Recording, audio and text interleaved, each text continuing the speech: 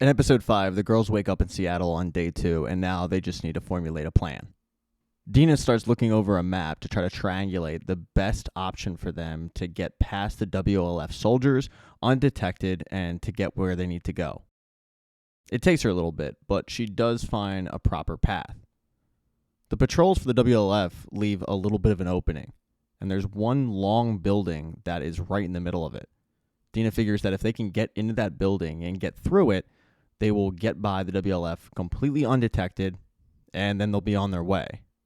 But Ellie asks her, wait, why aren't they going to that long building? Doesn't make a lot of sense.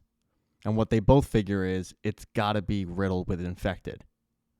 But this is really the best option for them. It's to just risk it. Because it's either go up against the infected or go up against the WLF. And they like their chances better against the infected. So that's the route they're going to take. Then it should just be a straight shot to the hospital where Dina tells Ellie that she should be able to find Nora on the second floor of the hospital. And the reason why she knows that is because the WLF never turn off their radios. They've left it on this entire time, and Dina's just been listening to it. Initially, Ellie thinks that that's dumb, but Dina mentions how the group that the WLF are fighting, the Scars, are probably a lot like the Amish. They use bow and arrows, they don't use guns, and they might just disregard all technology together. So keeping the radios open might not be the dumbest thing if you know that your enemy isn't going to use radios. Of course, what the WLF wasn't banking on is a group from Jackson overhearing them and being able to coordinate everywhere they go. That's basically what Dina's been doing. Both Dina and Ellie figure that they probably should leave during the day in order to get to the location by nightfall, and they start making their way through downtown Seattle. While they're doing that, they're discussing things like what Dina's going to name the baby, but then they come across a horrific sight. There's a mural with a woman who looks to be a saint. Under it is the written message, "Feel her love," and under that is graffitied, "Feel this." And there's just a bunch of scars who are gunned down. It's pretty jarring for both Ellie and Dina, and it's a reminder of how dangerous both groups truly are. So Ellie once again gives Dina the option to go back to the theater, sit this one out. But Dina's not going to do that. She starts telling Ellie about the first person she ever killed, which is something that Ellie never asked about, but Dina thinks that this is a pretty timely story for what they're going through. When Dina was little, she lived in a cabin with her mom and her sister, and she always begged to go outside, but her mom said no, it was too dangerous. And one day, Dina decided at the age of 8, you know what, screw it, I'm going to go outside. I'm going to bring a gun, no one's going to mess with me.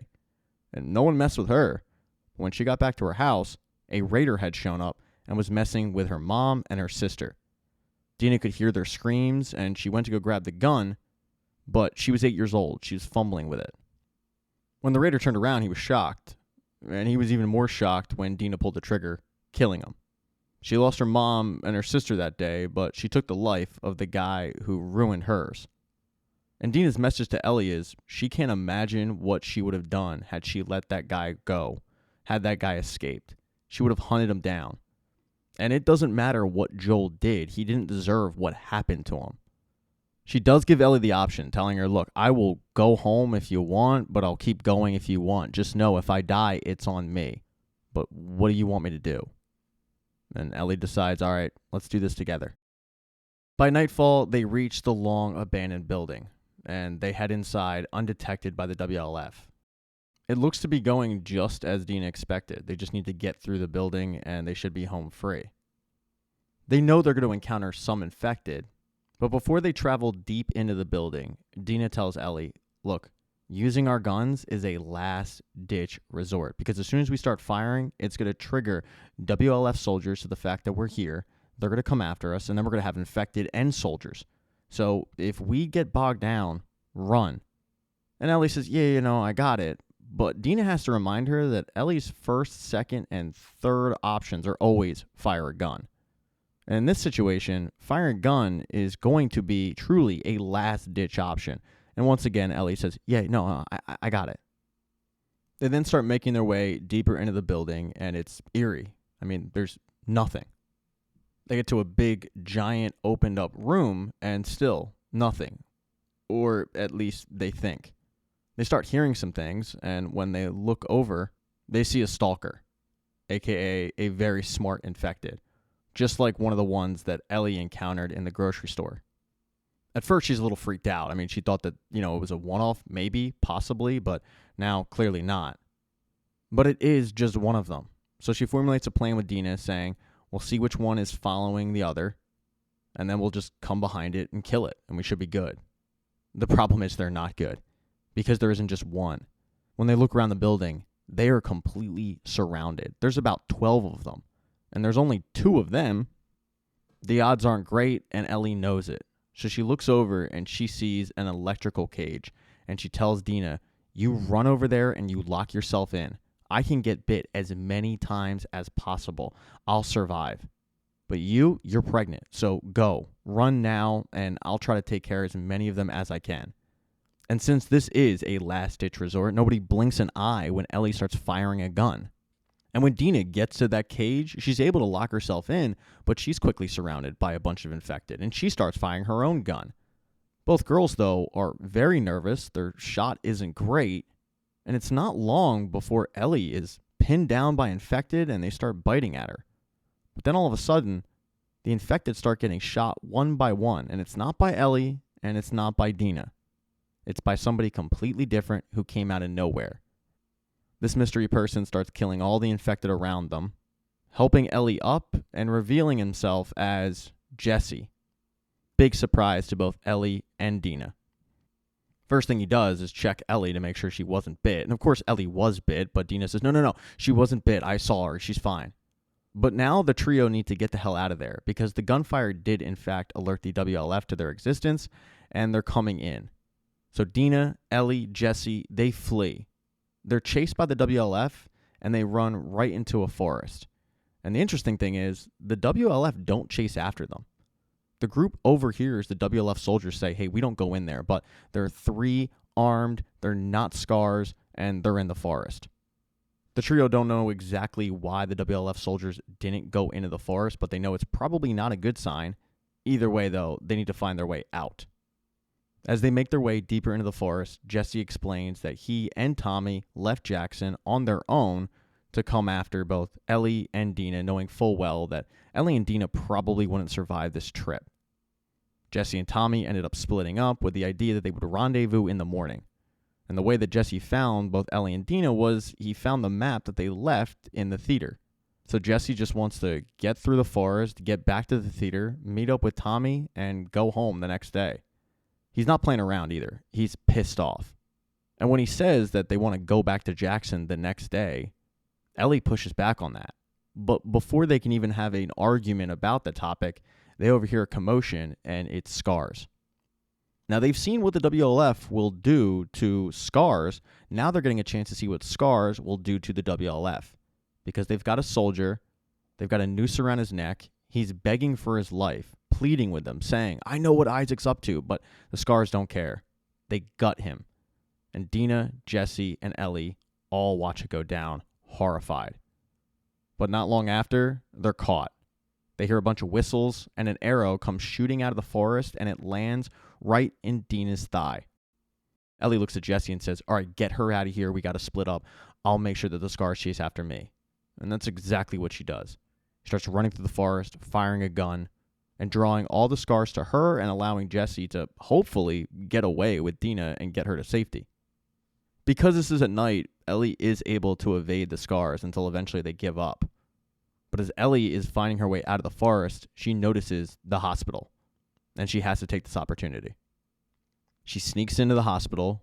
She goes to exactly where Dina said that Nora would be, and sure enough, there's Nora, cleaning a bunch of medical supplies.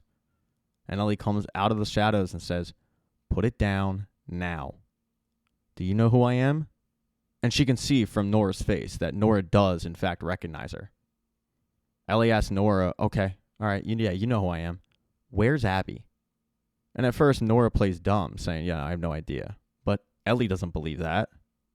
Nora points out that they could have killed Ellie. And Ellie says, you probably should have. I'll ask you again, though. Where is Abby? Nora again tells her that she doesn't know, but she starts apologizing for everything that happened, saying that nobody should have to witness what they witnessed with Joel. She never quite apologizes for pinning Ellie down and forcing her to watch, but She mentions how sometimes at night she can hear his screams, but then she does a complete 180 and says, yeah, that bitch had what's coming to him. And it takes Ellie completely by surprise, and Nora throws a pan of water at her, distracting her, and runs off. Ellie goes chasing after her through the hospital. Nora trying to alert anybody, hey, we have an intruder, shoot her. But Ellie isn't shot. She just continues to track Nora down until finally Nora is trapped. There's nowhere to go except an elevator shaft, and she has to jump in. Ellie, who is a little bit behind Nora at this point, does catch her in the elevator shaft, and she starts shooting her, and there's only one place for Nora to go. It's the hospital basement. And that's bad news for just about anybody except Ellie. And the reason for that is, a while back, the WLF was exploring the hospital.